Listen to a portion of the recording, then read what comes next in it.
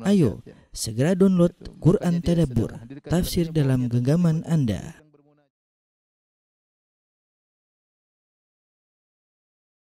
Bismillahirrahmanirrahim. Assalamualaikum warahmatullahi wabarakatuh. Alhamdulillahi ala ihsani wa syukru lahu ala taufiqihi wa amtinani wa asyhadu an la ilaha illallah wahdahu la syarika lahu ta'ziman li sya'ni wa asyhadu anna Muhammadan abduhu wa rasuluhu adda ila ridwani. Allahumma salli alaihi wa ala alihi wa ashabihi wa ikhwani. Para ikhwan, para akhwat, para jamaah Masjid Tarbiyah Cilandak yang dirahmati oleh Allah Subhanahu wa taala. Pada kesempatan ini kita akan melanjutkan bahasan kita peristiwa-peristiwa yang terjadi sebelum terjadinya perang Khandaq. Setelah terjadi perang Uhud di mana kaum muslimin mengalami banyak musibah, di mana banyak dari para sahabat yang meninggal dunia. Kemudian Nabi sallallahu alaihi wasallam juga terluka, ya. Sekitar 70 orang sahabat mati syahid. Maka ini memberikan dampak buruk bagi kondisi kaum muslimin. Mulailah musuh-musuh kaum muslimin yang tadinya takut, sekarang mulai hilang kegentaran mereka terhadap kaum muslimin. Mulailah mereka menampakkan permusuhan mereka. Seperti orang Yahudi, seperti orang munafik, ya, yang tadinya mereka menyembunyikan permusuhan mereka, maka mereka mulai menampakkan permusuhan mereka karena mereka menganggap kaum muslimin lemah, ya, kalah dalam perang Uhud. Belum lagi 2 bulan, baru 2 bulan setelah perang Uhud, ya, maka kabilah-kabilah musyrikin yang ada di sekitar kota Madinah mulai siap untuk menyerang kota Madinah, ya. Dimulai dari kabilah Bani Asad ingin menyerang kota Madinah, yang kemudian juga Khalid bin Sufyan Al-Hudhali juga punya tujuan sama, mengumpulkan orang-orang untuk menyerang kota Madinah. Kemudian setelah itu kabilah-kabilah lain seperti kabilah Adl, Qarah, mereka juga menyebabkan meninggalnya sebagian sahabat. Kemudian juga perbuatan keji dari Amir bin Tufail, ya, yang kemudian menyebabkan 70 orang sahabat meninggal dari para Al-Qurra, ahli baca Quran.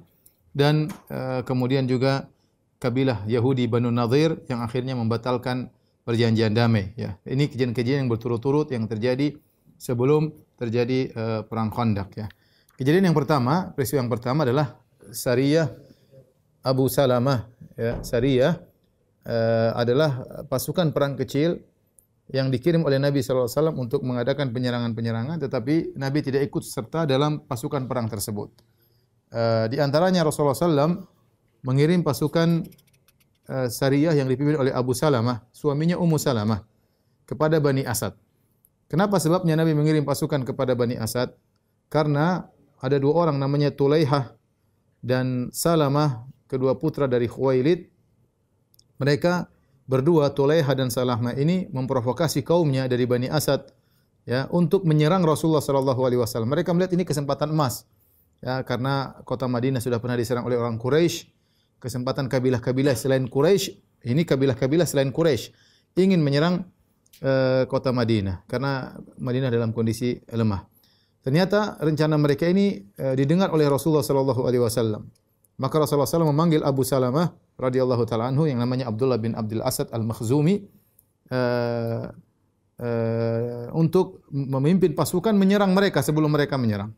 Yang kita tahu bahwasanya Abu Salamah dalam perang Uhud beliau terluka di adudihi, yaitu di lengan atas beliau, yang akhirnya membuat beliau harus berobat selama sebulan.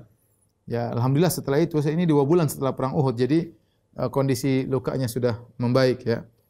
Akhirnya Rasulullah SAW mengirim pasukan dipimpin oleh Abu Salamah. Kata Nabi SAW, "Ukhruj fi hadhihi sariyah wa qad ista'maltuka 'alaiha." Wahai Abu Salamah, pimpinlah pasukan perang ini, pasukan kecil ini, aku telah menjadikan kau sebagai amir atau pemimpin pasukan tersebut. Lalu Nabi membuat dia memegang bendera, kemudian Nabi mengirim bersama beliau 150 pasukan dari kaum Muhajirin, kaum Ansar. Kata Nabi SAW, "Sir hatta tarida arda Bani Asad, fa'agir alaihim qabla an talaqa alaika jumu'uhum." Ya, kata Nabi SAW, berjalanlah engkau sampai kau tiba di kampung Bani Asad. Kemudian serang mereka tiba-tiba sebelum kumpulan mereka menyerangmu, ya. Jadi sebelum mereka berkumpul, ya, serang mereka terlebih dahulu, ya. Karena mereka sudah berniat untuk menyerang kota Madinah. Kemudian Nabi SAW mewasiatkan kepada Abu Salamah untuk bertakwa kepada Allah, demikian juga pasukannya. Maka berangkatlah Abu Salamah radhiyallahu anhu dengan pasukannya, yaitu awal dari bulan Muharram tahun keempat Hijriyah. Ya. Kita ingat bahwasanya perang Uhud di bulan Syawal tahun 3 Hijriyah. Ya. Syawal, Zulqa'dah, Zulhijjah, sekarang Muharram. Jadi baru 2 bulan lewat, sudah terjadi peperangan, musuh-musuh mulai bersikap ingin menyerang kota Madinah. Maka berangkatlah di awal Muharram tahun 4 Hijriah, berangkatlah Abu Salamah beserta 150 pasukan, sampailah mereka di mata air mereka atau sumber air mereka di sebuah gunung yang namanya Qoton. Maka di situ ada ternak-ternak mereka, maka akhirnya kaum muslimin, para sahabat kemudian menyerang para penggembala ternak-ternak mereka. Ada 3 orang budak, ya akhirnya ditangkaplah 3 orang budak tersebut. Sisa penggembala yang lain kemudian kabur. Mereka kabur, kemudian mereka pergi ke perkumpulan mereka dan mereka kabarkan bahwasanya kaum muslimin sudah datang menyerang terlebih dahulu. Mereka baru siap-siap sudah diserang oleh kaum muslimin. Akhirnya mereka pun terpencar-pencar. Ya, sebagian dari mereka. Padahal mereka ingin berkumpul menyerang kaum muslimin, tapi karena tiba-tiba datang serangan, mereka belum siap. Akhirnya mereka terpencar. Sebagian lari ke sana, sebagian lari ke sini. Akhirnya Abu Salamah dan para sahabat menuju ke kampung mereka, langsung ke kampung inti mereka. Abu Salamah mendapati pasukan kaum musyrikin sudah terpencar dan cerai-berai. Akhirnya beliau pun membuat markas di situ. Kemudian beliau bagi para pasukan menjadi 3 kelompok. Ya, satu kelompok tetap bertahan di kampung Bani Asad bersama Abu Salamah, kampung musuh, menjaga Abu Salamah dan siap di situ. Kemudian adapun 2 pasukan yang lain dibagi dari 2 sisi yang berlawanan untuk mengejar mereka. Mereka lari kemana dikejar. Dan akhirnya mereka menyerang dan akhirnya kedua pasukan tadi berhasil balik dan mendapatkan banyak ternak-ternak yang banyak sebagai ghanimah ya dari hasil peperangan. Kemudian mereka balik ke kota Madinah dalam kondisi menang. Inilah Sariyah yang pertama setelah perang Uhud yang dipimpin oleh Abu Salamah Al-Makhzumi radhiyallahu taala anhu.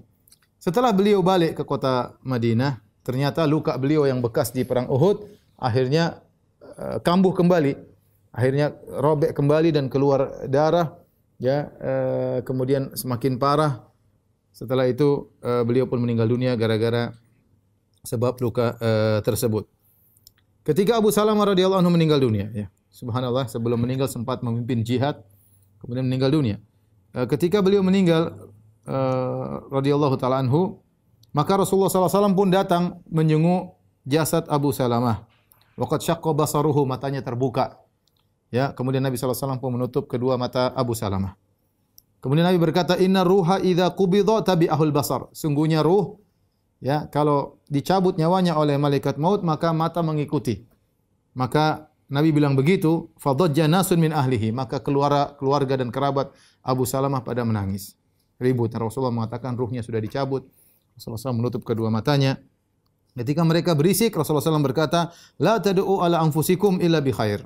Janganlah kalian mendoakan untuk diri kalian kecuali kebaikan. Kenapa? Fa innal malaikata yu'minuna ala ma taqulun. Karena malaikat mengaminkan apa yang kalian ucapkan. Itu jangan sampai kalian terlalu sedih sehingga berdoa dengan doa-doa yang buruk. Setelah itu Nabi mendoakan Abu Salamah. Kata Nabi SAW, Allahumma ghfir li Abi Salamah. Ya Allah, ampunilah Abu Salamah. Warfa' darajatahu fil mahdiyin. Ya Allah, angkatlah derajatnya bersama orang-orang yang kau beri hidayah kepadanya. Wa khluflu fi aqibihi fil ghabirin. Ya Allah, jadilah engkau sebagai penggantinya bagi orang-orang yang ditinggalkan oleh Abu Salamah, itu keluarganya. Karena Abu Salamah punya anak kecil. Ya, istrinya Ummu Salamah punya anak kecil. Waghfir lana wa lahu ya rabbal alamin. Ya Allah, ampunilah kami dan ampunilah dia wahai penguasa alam semesta. Wafsah lahu fi qabrih. Ya Allah, luaskanlah kuburannya. Wa nawwir lahu fih, dan berikanlah cahaya kepadanya di kuburannya. Ini doa Nabi sallallahu alaihi wasallam. Ya. Ketika Abu Salamah meninggal dunia, ya, Ummu Salamah sangat mencintai Abu Salamah. Maka Ummu Salamah berkata, "Gharibun wa fi ardi ghurbatin." Suamiku asing, meninggal di negeri yang asing. Karena mereka dari kaum Muhajirin. Bani Makhzum tempat tinggalnya di kota Mekah. Sekarang meninggal di kota Madinah, ya. Mungkin tidak ada keluarga di situ, jarang keluarga. Kemudian meninggal di tempat yang jauh. Kata Ummu Salamah, "La abqiyannahu buka'an yutahaddatsu anhu." Aku akan menangisi suamiku dengan tangisan yang akan dibicarakan oleh orang-orang. Itu dia benar-benar akan menangisi Abu Salamah. Ya. Fa kuntu qad tahayyatu lil buka' alaihi, dan aku sudah siap-siap untuk menangisi suamiku, ingin menangis selama. Id aqbalat imra'atu minas sa'id turidu an tus'idani. Tiba-tiba datang seorang wanita ya dari dari pinggiran kota Madinah, ingin membantuku, sama-sama menangis. Dan biasa mereka saling saling membantu dalam bela sungkawa. Jadi satu nangis ikut menangis.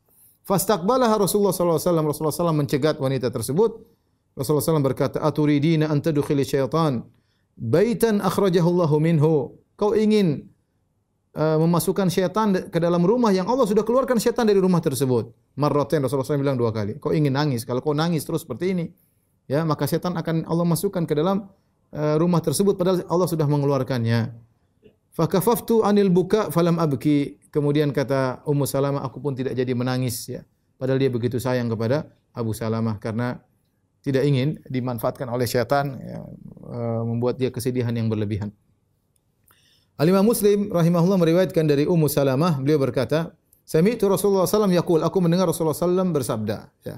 Dalam riwayat dia mendengar hadis ini dari Abu Salamah. Di mana Abu Salamah menyampaikan hadis dari Nabi sallallahu alaihi wasallam, "Ma min muslimin tusibuhu musibatun." Tidaklah seorang muslim ditiba dengan musibah, fa yaqulu inna lillahi wa inna ilaihi raji'un. Ya Allah, kami ini milik Allah dan kepada Allah kami akan kembali. Allahumma ajurni fi musibati. Dia berdoa kepada Allah, ya Allah, ujurni fi musibati. Berilah aku pahala pada musibah yang menimpaku ini. Wa akhlif li khairan minha, dan gantilah bagiku yang lebih baik daripada musibah yang menimpaku. Illa akhlafahu Allahu lahu khairan minha. Tidak ada seorang mukmin ketika ditimpa musibah baca doa ini, innalillahi wa inna ilaihi raji'un. Allahumma ajurni fi musibati wa akhlif li khairan minha, kecuali Allah akan menggantikan yang lebih baik baginya. Ya, tatkala Abu Salamah radhiyallahu anhu meninggal dunia, maka Ummu Salamah berdoa. Dia mengatakan, innalillahi wa inna ilaihi raji'un.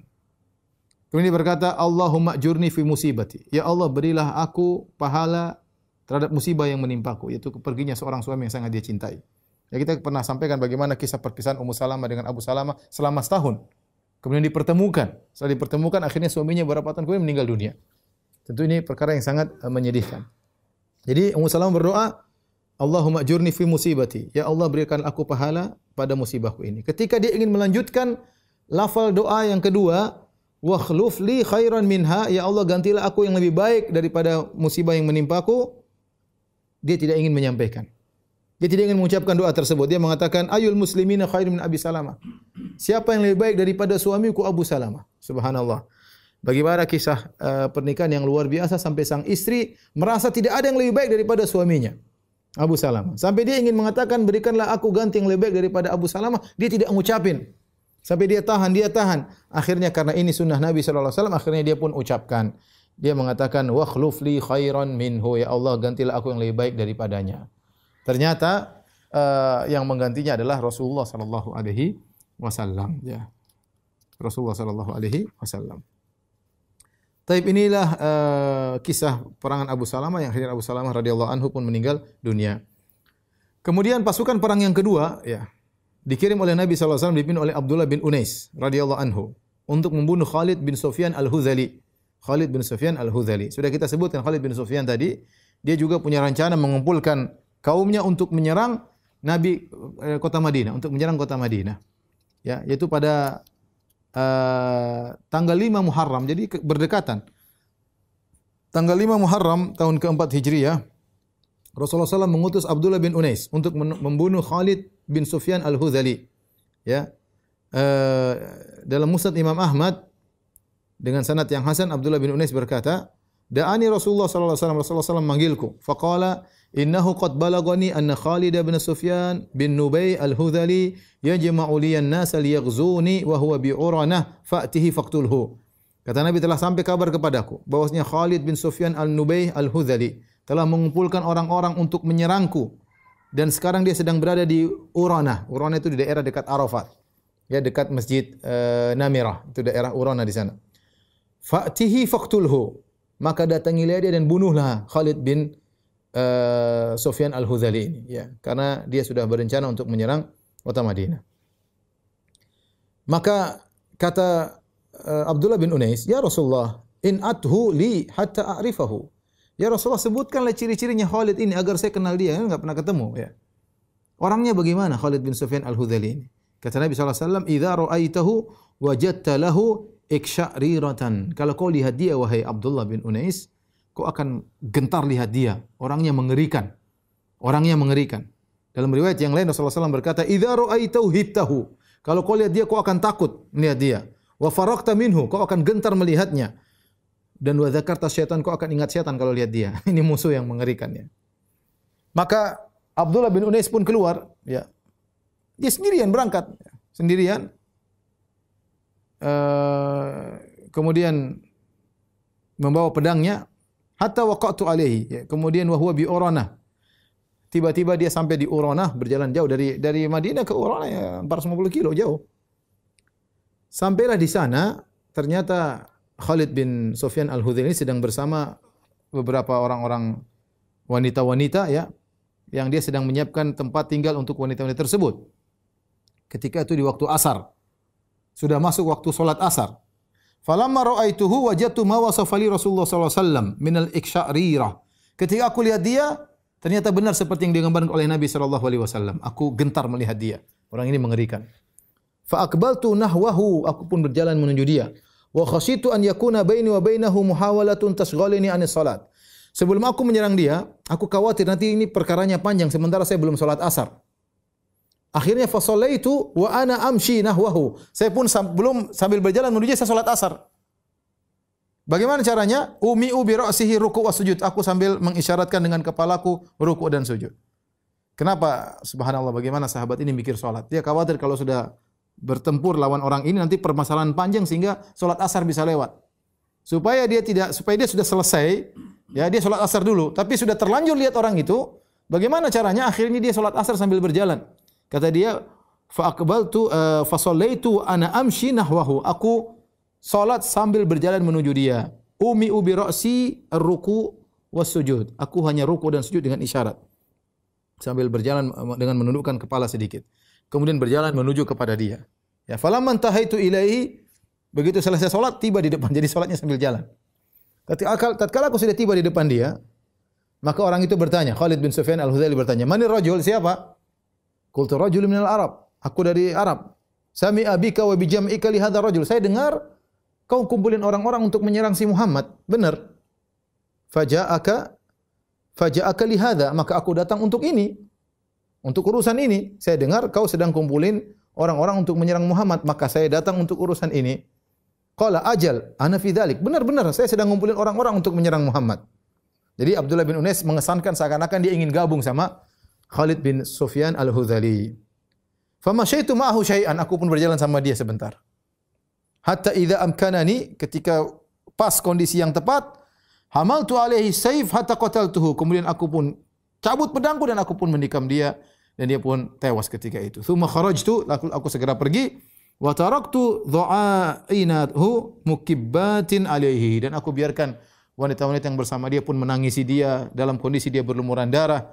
Kemudian saya pun pulang ke kota Madinah. Ketika sampai di Madinah, Rasulullah SAW melihatku. Rasulullah SAW berkata, aflahal wajhu, sungguh beruntung wajah yang telah datang. Kata Abdullah bin Unais, qataltu ya Rasulullah, aku telah membunuhnya ya Rasulullah. Kata Rasulullah SAW, sadaqta, engkau benar. Kemudian Rasulullah SAW berdiri bersamaku. Kemudian Rasulullah SAW masuk ke rumahnya. Setelah Abdullah bin Unais mengabarkan bahwasanya dia telah membunuh musuh Rasulullah SAW yang telah ingin menyerang kota Madinah, Rasulullah SAW berdiri. Rasulullah SAW masuk ke rumahnya. Kemudian Rasulullah mengambil tongkat. Kemudian Rasulullah SAW kasih dia tongkat, kasih Abdullah bin Unais tongkat. Kata Rasulullah SAW, amsik hadhihi indaka ya Abdullah bin Unais. Ini tongkat, bawa Abdullah bin Unais, bawa, pegang, simpan. Faqala Abdullah bin Unais bingung juga. Fa kharajtu biha 'alan nas. Aku pun keluar bawa tongkat tersebut. Orang-orang lihat, ma hadhil asa. Ini kau bawa tongkat apa ya Abdullah bin Unais? Qultu a'taniha Rasulullah sallallahu alaihi wasallam wa amarni an umsikaha. Ini tongkat yang kasih Nabi sallallahu alaihi wasallam. Nabi suruh saya jaga tongkat ini. Qalu awala tarji'u ila Rasulillah fatas'alahu an dzalik. Kenapa kau tidak balik kepada Nabi tanya, kenapa ya Rasulullah kau kasih saya tongkat ini? Ada apa gerangan? Qala faraja'tu ila Rasulullah. Kata Abdullah bin Unais, saya pun balik ketemu Nabi sallallahu alaihi wasallam. Aku berkata, ya Rasulullah, kenapa kau kasih tongkat ini kepadaku? Kata Rasulullah SAW, ayatun baini wa bainaka yaumal qiyamah. Ini tongkat sebagai tanda antara aku dengan kamu pada hari kiamat kelak. Ya. Pada hari kiamat kelak. Ya. Maka Abdullah bin Unais membawa tongkatnya, dia gandengan dengan pedangnya. Tongkat tersebut selalu bersama dia sampai ketika dia meninggal dunia, ya.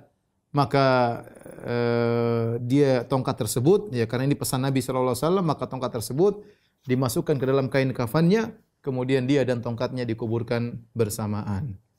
Inilah kisah Abdullah bin Unais radhiyallahu taala anhu, ya.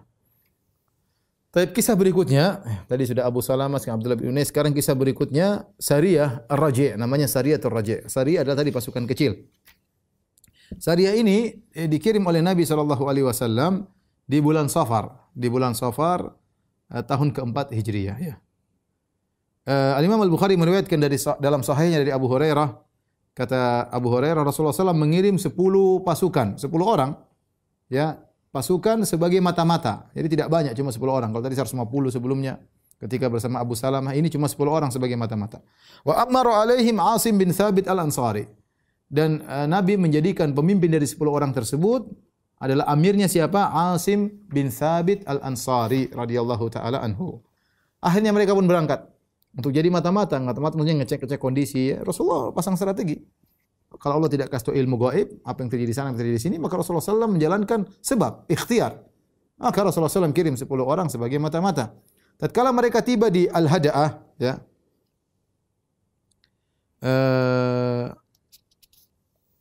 yaitu antara Usfan dengan Mekah, dzukiru li hayyin min Hudzail. Tiba-tiba ada yang tahu, ya. Maka kondisi mereka ini diceritakan kepada Banu Lahyan. Banu Lahyan salah satu kabilah kecil. Maka mereka kaum musyrikin. Fa nafaru lahum qariban min mi'ati rajulin kulluhum ramin. Maka mereka ingin membunuh 10 orang pasukan Nabi ini tersebut. Maka berangkatlah Bani Lahyan dengan 200 pasukan, semuanya ahli memanah. Semuanya ahli memanah. Maka mereka pun mengejar 10 sahabat Nabi. Kemudian mereka faqtassu atharahum, kemudian mereka mengikuti jejak-jejak 10 sahabat ini sampai mereka dapati tempat bekas makan para sahabat. Ternyata mereka makan korma, ya, dari Madinah. Mereka berkata, "Hadza tamru Yathrib." Ini korma Madinah ini. Ayo kita ikuti lagi jejak mereka. Ayo kita ikuti. Akhirnya mereka ikut jejak mereka 200 orang. Akhirnya mereka mendapati para sahabat yang jumlahnya 10 orang. Akhirnya ketika Asim, ya, bin Thabit radhiyallahu anhu al-Ansari dengan 9 temannya, mereka bersepuluh, melihat 200 orang sudah mengepung, maka mereka pun menuju ke suatu tempat agak tinggi, area agak tinggi. Tetapi 200 orang tersebut mengepung mereka. Akhirnya mereka berkata, "Inzilu wa a'tuna bi aidikum." Turun kalian dan serahkan diri kalian. Walakumul ahdu wal mitsa. Kami akan beri perjanjian kalian, la naqtulu minkum ahadan, kami tidak akan membunuh seorang pun dari kalian. Turun sini. Sudah kita ada perjanjian keamanan. Tapi anehnya semua 200 orang pemanah. Asim bin Thabit al-Ansari sebagai pemimpin 10 orang tersebut berkata, "Ama ana fa wallahi la anzilul yauma fi dhimmati kafir." Adapun aku, demi Allah, aku tidak akan berada di bawah tanggungan seorang kafir, jaminan seorang kafir. Allahumma akhbir anna nabiyyak. Dia sudah tahu dia bakalan meninggal. Firasat. Dia berkata, "Ya Allah, ya sampaikan kepada nabimu tentang kami, ya Allah." Akhirnya dia tidak mau turun. Faramauhum bin nabl. Akhirnya mereka pun panahin 10 orang tersebut. Faqatalu Asiman fi sab'ah. Akhirnya 7 orang meninggal dunia. Di antaranya Asim bin Thabit al-Ansari. Tinggal 3 orang. Mereka 10. Tinggal 3 orang. Meninggallah Asim bin Thabit al-Ansari. Ya. Akhirnya orang-orang Quraisy meminta agar didatangkan jasad Asim agar mereka mengenal benar Asim yang meninggal atau tidak. Ya. Karena Asim ketika perang Badar membunuh salah seorang pembesar mereka. Ya, jadi mereka jengkel. Mereka ingin mana jasadnya Asim, bawa ke sini. Ya, karena itu sudah dekat Mekah, bawa ke sini. Orang-orang Quraisy kirim ingin agar jasadnya Asim dibawa kepada mereka. Tatkala mereka datang ingin mengambil jasad Asim, fa ba'atsallahu alaihi mithla dhullah. Tiba-tiba Allah Subhanahu wa taala mengirim semacam awan minad dabar. Awan tersebut ternyata isinya adalah lebah, banyak lebah. Fahamathu min rusulihim. Akhirnya pasukan musyrikin yang ingin mengambil jasad Asim tidak bisa karena banyak lebah di situ menjaga jasad Asim. Falam yaqdiru minhu ala syai'. Mereka tidak mampu mengambil sedikit pun dari jasad. Tubuhnya terpanah, sudah mati, ya, sudah meninggal radhiyallahu anhu. Kemudian ambil jasadnya, ternyata ada lalat, ada lebah yang melindungi Asim. Ya, dalam riwayat yang lain, ya, lalat tersebut menyerang pasukan-pasukan ini ke wajah mereka, disengat. Akhirnya mereka tidak bisa mendekati jasadnya Asim bin Thabit Al-Ansari radhiyallahu taala anhu. Kenapa mereka ingin mengambil jasad Asim? Karena Bani Hudzail atau Bani Lahyan ini mereka ingin menjual jasad Asim, tengkoraknya kepada Sulafah binti Sa'ad. Kenapa? Karena Sulafah, wanita ini, binti Sa'ad ini dari Quraisy, dia pernah bernazar tatkala kedua anaknya meninggal dalam perang Badar, ya. Dia mengatakan, kalau saya mampu untuk mendapatkan kepala Asim, saya akan minum khamar dari tempurung kepalanya. Jadi dia sudah niat bernazar demikian. Makanya dia ingin beli jasadnya Asim. Karena ingin minum khamar, dia sudah bersumpah ingin minum khamar dari tengkoraknya Asim. Tapi Allah mengirim dabar, yaitu mengirim lebah untuk menjaga jasadnya Asim sehingga mereka tidak bisa mendatangkan jasadnya kepada wanita tersebut. Setelah itu mereka bilang, tunggu dulu, tunggu sampai sore, tunggu lebah-lebah tersebut pergi baru kita ambil jasadnya. Tatkala mereka menunggu sampai sore, tiba-tiba datang hujan yang besar, kemudian hujan tersebut membawa jasad Asim, kemudian dibawa pergi, ya, oleh hujan tersebut entah ke mana jasadnya. Dan Asim ketika masa hidup dia pernah bersumpah dia tidak ingin dipegang oleh seorang musyrik pun, dan dia tidak ingin memegang seorang musyrik pun sama sekali, dan Allah mengabulkan sumpahnya radhiyallahu taala anhu. Tapi bagaimana dengan nasib 3 orang yang tersisa? 10 orang, 7 orang meninggal dunia. Adapun 3 orang yang tersisa, akhirnya mereka ikut aturan, mereka ikut tunduk kepada aturan 200 pemanah tersebut, yaitu Khubayb bin Adi Al-Ansari, yang kedua Zaid ibnu Dathinnah, kemudian yang ketiga Abdullah bin Tariq radhiyallahu anhum ajma'in. 3 orang ini, Khubayb, kemudian Zaid dan Abdullah. Kemudian tatkala mereka bertiga sudah di bawah pengawasan Bani Lahyan tersebut, ya, ternyata Bani Lahyan tersebut mengambil tali dari busur mereka, dilepaskan tali busur, ternyata mereka diikat, 3 orang yang diikat. Apa kata Abdullah bin Tariq? Hadza awal ghadar. Ini pengkhianatan pertama. Mereka bilang kita tidak akan dibunuh, kita tidak akan diapa-apain. Ternyata baru kita turun mereka sudah ikat. Akhirnya apa kata Abdullah bin Tariq? Wallahi la ashabukum. Demi Allah aku tidak mau menemani kalian. Kalian berdua pergi dibawa mereka, silakan, saya enggak. Saya tidak mau. Saya mau menetap di sini.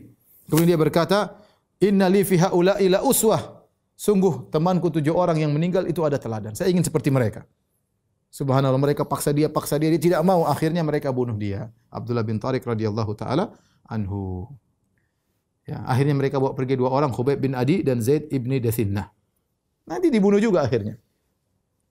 Adapun Zaid bin Dathinnah, 2 orang yang tersisa, maka dibeli oleh Safwan bin Umayyah. Jadi Bani Hudzail ini beli, dia jual. Karena mereka tahu Quraisy sangat dendam kepada kaum muslimin. Maka mereka menjual Zaid bin Dathinnah kepada Safwan bin Umayyah, ya. Ya, dia ingin balas dendam untuk bapaknya Umayyah bin Khalaf. Akhirnya dikirimlah Zaid bin Dathinnah bersama budaknya Safwan. Budak Safwan bawa Zaid bin Dathinnah.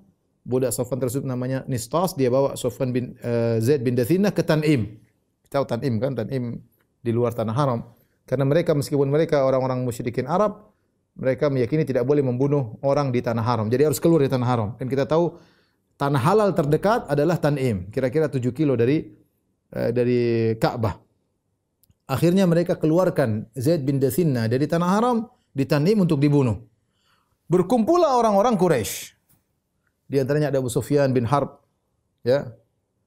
Abu Sufyan kepala kaum musyrikin tatkala itu radhiyallahu anhu, masih musyrik, dan dia kepala pasukannya kaum musyrikin tatkala perang Uhud. Maka dia berbicara sama Zaid bin Dathinnah. Dia berkata, "Anshudukallah ya Zaid, atuhibbu anna Muhammadan indana al-ana fi makanika nadribu unuqahu wa annaka fi ahlik?" Abu Sufyan bertanya, Wahai Zaid, saya bertanya dengan nama Allah, ya. Apakah kau suka Muhammad menggantikan posisimu? Biarlah Muhammad di posisimu, kita penggal kepalanya dan kau pulang ke rumahmu selamat dengan keluargamu. Mau enggak begitu? Apa kata Zaid bin Dathinna? Wallahi ma uhibbu anna Muhammadan al-ana fi makanihi huwa fihi tusibu syaukatun tu'dhihi wa anni jalisun fi ahli. Demi Allah, kata Zaid bin Dathinna, aku tidak suka Muhammad sekarang, Rasulullah SAW di tempatnya sekarang tertusuk duri sedikit pun aku tidak mau. Sementara aku santai di rumahku. Aku tidak mau. Lebih baik aku mati daripada Muhammad tertusuk duri. Lebih baik aku mati daripada Muhammad tertusuk duri, kata Zaid bin Dathinna. Abu Sufyan ketika mendengar pernyataan Zaid bin Dathinna, dia berkata, "Ma ra'aitu minan nasi ahadun yuhibbu ahadan ka hubbi ashabi Muhammadan." Aku tidak pernah melihat orang-orang yang mencintai sahabatnya sebagaimana sahabat Muhammad cinta kepada Muhammad sallallahu alaihi wasallam. Kemudian Zaid bin Dathinna pun terbunuh. Tinggal satu orang, Khubayb bin Adi radhiyallahu taala anhu. Adapun Khubayb bin Adi maka dibeli oleh Banul Harith bin Amir bin Naufal. Kenapa anak-anaknya Harith yang membelinya? Kenapa? Karena Harith ketika perang Badar dibunuh oleh Khubayb. Khubayb yang bunuh bapak mereka. Ya. Akhirnya mereka jengkel ingin balas dendam, dibelilah Khubayb oleh anak-anaknya Al-Harith. Salah seorang dari anak-anak Harith itu putrinya bercerita, "Falamma ajma'u ala qatlihi ista'ara minni Musa yastahiddu biha fa'arathu." Tatkala Khubayb bin Adi ingin dibunuh, jadwalnya ingin dibunuh di depan umum, maka Khubayb bin Adi ini minta pinjam pisau untuk bercukur. Dia siap-siap bercukur, mungkin ingin bertemu Allah dalam kondisi bersih. Maka dipinjamkanlah pisau tersebut untuk bercukur.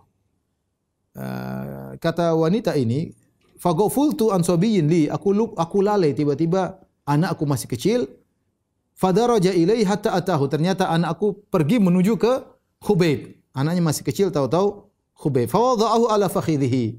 Khubayb akhirnya meletakkan anak tersebut di pahanya, ya. Sementara dia pegang pisau. Wah, ini kondisi menakutkan nih, ya.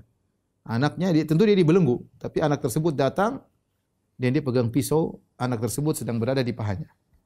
Falamma ra'aitu, kata sang wanita ini, tatkala aku melihat kondisi anakku seperti itu, aku pun takut. Dan Khubayb tahu aku ketakutan. Sementara di tangannya pisau. Maka dia berkata, "Atakhshayna an aqtulahu wahai si fulana." Kau khawatir aku membunuhnya? Ma kuntu li af'ala dzalika insyaallah taala. Aku tidak akan melakukannya insyaallah taala. Kemudian apa kata wanita ini? Dia cerita waktu dia masih musyrik, "Ma ra'aitu asiran qad khairan min Khubayb." Aku tidak melihat seorang tawanan pun yang lebih baik daripada Khubayb. Artinya akhlaknya baik, tenang. Laqad ra'aituhu ya'kulu min qitfi 'inabin. Ini wali-wali Allah, sahabat. Aku melihat dia sedang dalam tawanan, dia memakan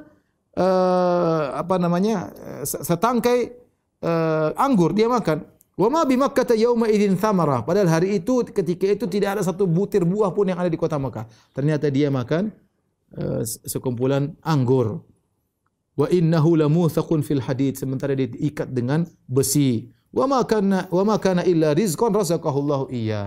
Ini semua tidak lain kecuali rezeki yang Allah berikan kepadanya. Ini antara karamah para wali-wali Allah Subhanahu wa taala. Akhirnya tiba jadwalnya, mereka pun bawa dia keluar dari tanah haram, dibawa ke Tan'im, ya, tanah halal terdekat. Kemudian orang-orang semua nonton. Anak-anak, orang tua, budak-budak, wanita-wanita, penduduk Mekah semua nonton. Mereka ini saatnya balas dendam. Ini orang yang pernah menyerang kita dalam perang Badar. Ya. Mereka nonton semuanya. Tidak seorang pun yang tertinggal untuk menonton bagaimana dibunuhnya Khubayb bin Adi. Tatkala mereka sudah siap untuk menyalibnya, ya, Khubayb minta izin. Kata Khubayb, "Da'uni usalli rak'ataini." Izinkan aku salat 2 rakaat saja. Fataraku. Mereka biarkan dia salat. Faraka rak'ataini atahumma wa ahsanahuma min ghairi an yutawwila fihima. Beliau salat 2 rakaat dengan tenang tapi tidak panjang-panjang. Setelah itu dia balik, setelah salat dia balik menghadap mereka, dia berkata, "Ama wallahi laula an tadhunnu anni innama tawwaltu jaza'an minal maut lazittu." Ya. Kalau tidak kalian tuduh aku penakut, aku akan salat lama-lama. tapi aku tidak mau dikatakan aku takut kepada kalian. Jadi aku salat pun secukupnya. Ya. Dan inilah sunnah yang dikerjakan oleh Khubayb dan diikuti oleh orang-orang setelah itu. Siapa yang ditangkap ingin dibunuh, maka mereka minta izin salat 2 rakaat sebelum bertemu dengan Allah Subhanahu wa taala. Kemudian dia berdoa, Allahumma ahsihim adada. Ya Allah, ya binasakanlah mereka. Waqtulhum badada. Ya, bunuhlah mereka. Wala tughadir minhum ahada, dan jangan biarkan seorang pun lolos dari mereka. Kemudian Khubayb sebelum dibunuh dia pun membuat syair, dia berkata, "Falastu ubali hina uqtalu musliman." Aku tidak peduli, yang penting aku dibunuh dalam kondisi Islam. Ala ayyi jambin kana fillahi masra'i. Aku tidak peduli di mana aku akan jatuh, ya, meninggalku, yang penting di jalan Allah Subhanahu wa taala. Wa dzalika fi dzatil ilahi wa in yasha. Dan itu semua karena aku berjuang di jalan Allah Subhanahu wa taala, dan jika Allah berkehendak, yubarik ala awsali shilwin mumazza'i. Allah akan berkahi tubuhku yang akan dipotong-potong oleh mereka. Maka akhirnya beliau pun dibunuh radhiyallahu taala anhu. Taib, kita akan bacakan atau kisah terakhir, ya, kejadian menyedihkan, kisah Bi'r Ma'unah, ya, atau Sariyatul Qurra. Sariyatul Qurra yaitu sekumpulan sahabat 70 orang yang semuanya ahli baca Quran. Murid-murid khusus Nabi sallallahu alaihi wasallam. Pada bulan Safar tahun 4 Hijriah, ya, sebagaimana dalam hadis Anas bin Malik radhiyallahu anhu dalam Sahih Bukhari, bahwasanya ada sekelompok suku, yaitu suku Ri'al, suku Zakwan, suku Usayyah, dan suku Lihyan. 4 suku. Mereka minta tolong kepada Nabi, suku-suku kecil, Ri'al, Zakwan, Usayyah, dan Lihyan, Bani Lihyan. Mereka minta tolong kepada Nabi untuk mengirim pasukan untuk melawan musuh mereka. Untuk mengirim pasukan untuk melawan musuh mereka. Maka Nabi mengirim 70 orang dari kaum Ansar. Kata Anas, kunna nusammihimul qurra, kami namakan mereka dengan qurra, ahli baca Quran. Kanu yahtatibuna bin nahar wa yusalluna bil lail. Mereka ini 70 orang ahli baca Quran ini, mereka di siang hari jualan kayu bakar, mereka ambil kayu, mereka jualan, dan malam hari mereka jadi imam, orang-orang salat. Ya, siang bekerja, malam mereka beribadah kepada Allah Subhanahu wa taala. Dalam riwayat yang lain, datang sekelompok orang kepada Nabi minta tolong. Ib'ats ma'ana rijalan yu'allimuna al-Qur'ana wa sunnah. Ya Rasulullah, kirimkanlah kepada kami sekelompok lelaki yang mengajarkan kami Al-Quran dan Sunnah. Maka Rasulullah SAW pilih murid-murid pilihan yang ahli baca Quran, 70 orang dari kaum Ansar yang dikenal dengan kelompok Qurra, ahli baca Quran. Dan dalam riwayat Ibnu Sa'ad, Tabaqat Ibnu Sa'ad, dan juga Sirah Ibnu Ishaq, disebutkan Abu Bara, seorang lelaki namanya Abu Bara, Amir bin Malik. Ya, dia datang kepada Nabi SAW kota Madinah, dan Nabi menawarkan Islam kepadanya, menyuruhnya untuk masuk Islam. Tapi dia tidak masuk Islam, dan dia tidak juga menolak Islam. Maka dia berkata, ya Muhammad, lau ba'asta rijalan min ashabika ila ahli Najd.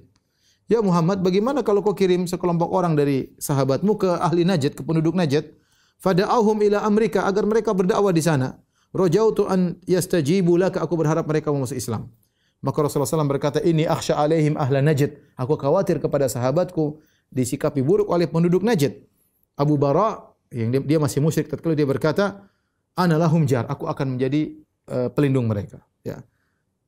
Fab'athhum falyad'un nas ila Amrika. Kirimlah mereka agar mereka bisa berdakwah. Akhirnya Rasulullah SAW mengirim 70 orang pilihan yang mereka siap mengajarkan Islam di sana.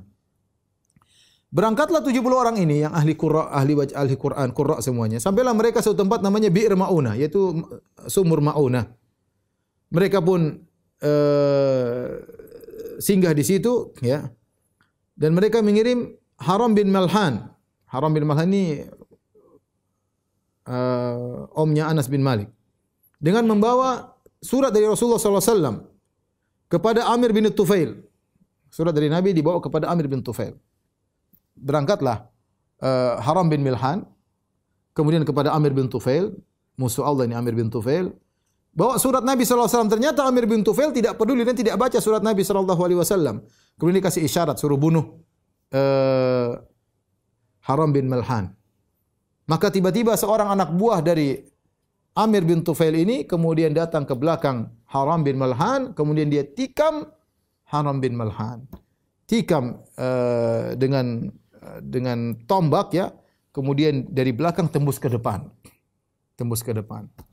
Begitu ditikam apa kata Haram bin Milhan? Allahu Akbar, fustu wa rabbil Ka'bah. Aku menang demi penguasa Ka'bah.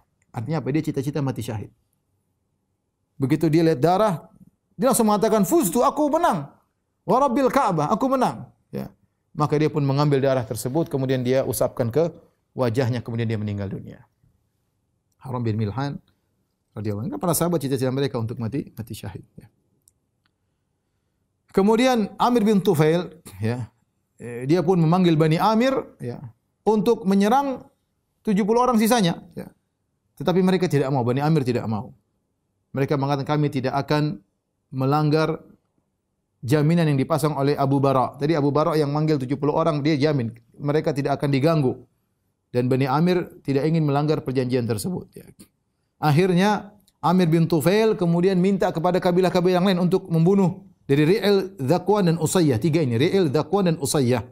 Ya, maka mereka pun nurut kepada Amir bin Tufail. Akhirnya mereka pun datang pasukan, kemudian mereka mengepung para sahabat Nabi SAW 70 orang. Para sahabat berkata, "Ama ma'i wallahi ma iyyakum aradna." Kami tidak ingin bertempur dengan kalian. Wa nahnu mujtazuna fi hajatin li Nabi sallallahu alaihi wasallam. Kami ini ke sini ada keperluan urusan dari Nabi sallallahu alaihi wasallam. Fa abau alaihi, mereka tidak mau, harus berperang.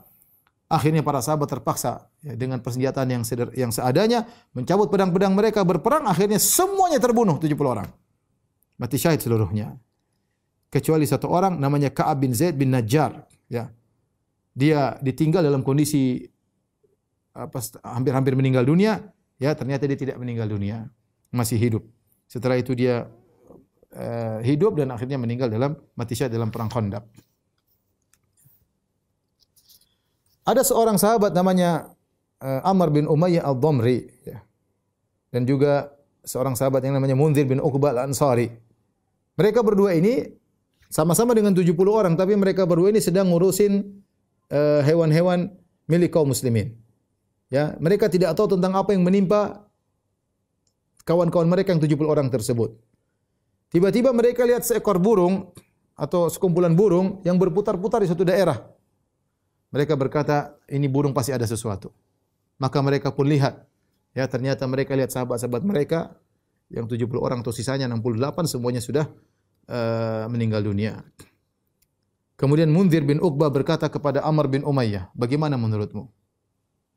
Kata Amr bin Umayyah, menurutku kita pergi kepada Nabi SAW dan kita sampaikan kabar kepada Nabi SAW. Tapi Munzir bin Uqbah berkata, saya tidak semangat lagi dengan jiwaku. Ya. Bagaimana saya meninggalkan tempat yang di mana sahabatku Munzir bin Amr meninggal di situ. Ya.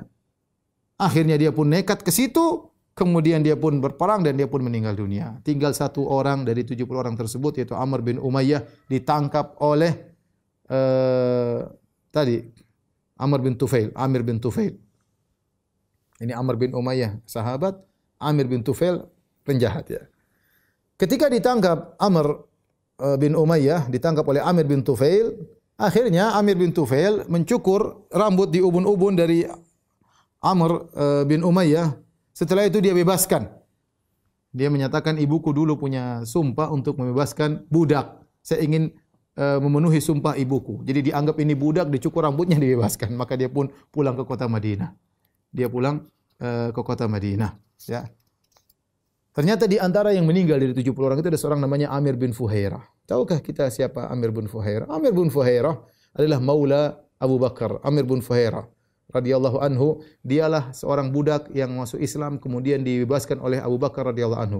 Dialah yang ketika Nabi siap-siap berhijrah, dia membantu proses terjadinya hijrah Nabi sallallahu alaihi wasallam. Dialah yang menghilangkan jejak-jejak kaki Nabi dan Abu Bakar ketika mereka berjalan menuju ke Jabal Thawr, ke Goa Thawr. Yang menghilangkan itu semua adalah Amir bin Fuhairah. Kemudian dia yang menemani perjalanan Nabi SAW dan Abu Bakar sampai ke kota Madinah. Jadi hijrah itu ada 4 orang. Nabi dan Abu Bakar ditemani oleh Amir bin Fuhairah dan ditemani oleh Abdullah bin Uraikid, kafir penunjuk jalan. Mereka berempat, di antaranya Amir bin Fuhairah. Ternyata di antara 70 orang tersebut, Amir bin Fuhairah meninggal di peristiwa Bi'r Ma'unah. Amir bin Tufail bertanya kepada Amr bin Umayyah, siapa itu? fa asyara ila qatil. Kata Amr bin Umayyah sebelum dia dilepas, ini adalah Amir bin Fuhairah. Kata Amir bin Tufail, laqad ra'aitu ba'da ma qutil rufi'a ila sama' hatta inni la anzuru ila sama' bainahu wa bainal ardi thumma wudi'a. Sungguh aku melihat setelah dia dibunuh, jasadnya diangkat antara langit dan bumi, diangkat kemudian diturunkan kembali oleh Allah Subhanahu wa taala. Dialah Amir bin Fuhairah radhiyallahu taala anhu. Akhirnya kabar tentang peristiwa Bi'r Ma'unah sampai kepada Nabi sallallahu alaihi wasallam dan kabar-kabar sahabat yang meninggal dunia, ya. 10 orang sebelumnya Rasulullah dengar itu semua dalam kondisi sedih. Asim bin Abid meninggal dunia, Khubayb bin Adi meninggal dunia, 10 orang meninggal dunia, kemudian 70 orang meninggal dunia. Ya, Rasulullah SAW sangat sedih, kaum muslimin juga sangat sedih. Ya.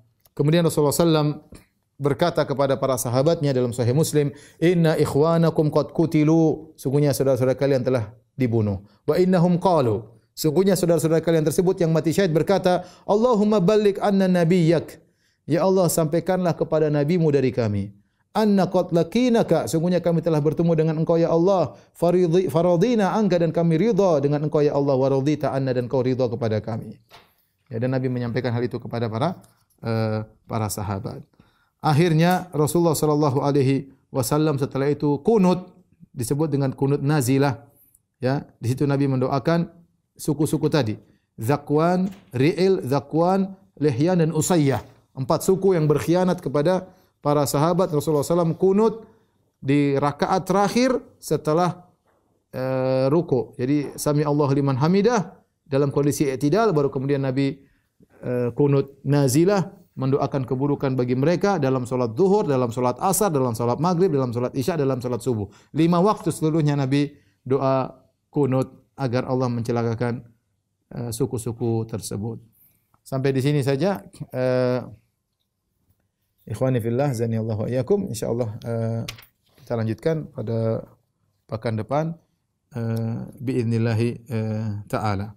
Wallahu taala alam bisawab. Demikian saja, kurang lebih saya mohon maaf. Wabillahi taufiq wal hidayah. Assalamualaikum warahmatullahi wabarakatuh.